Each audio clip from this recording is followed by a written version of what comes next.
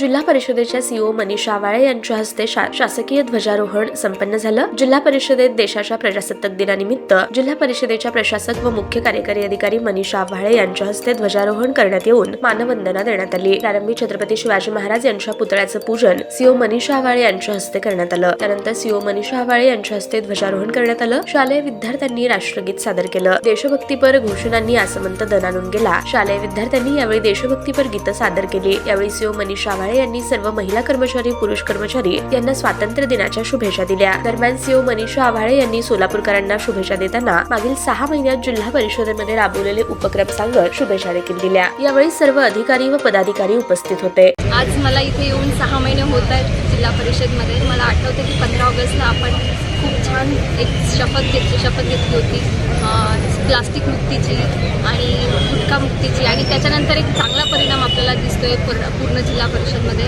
आणि मागच्या 6 महिन्यामध्ये संस्थात्मक बळकटी करण्यासाठी आपण ट्रेनिंग घेतलं। आज विकासासाठी जी कामं आहेत त्याला गती मिळालेली आहे। JJM असो का मोदी आवास योजना असो का PMAY असो, सगळ्या गोष्टीमध्ये आपली जिल्हा परिषद फार पुढे आहे। याच्या पुढे आणखीन पुढे जाईल अशीच मी अपेक्षा बाळगते। आज आपला 75वा प्रजासत्ताक दिन आहे।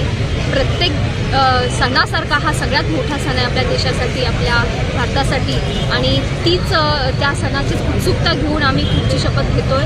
आणि सगळ्यांना खूप खूप शुभेच्छा, मनपूर्वक शुभेच्छा। Happy Republic day. ताज्या बातम्या पाहण्यासाठी प्राईम महाराष्ट्र न्यूज चॅनलला सबस्क्राईब करा।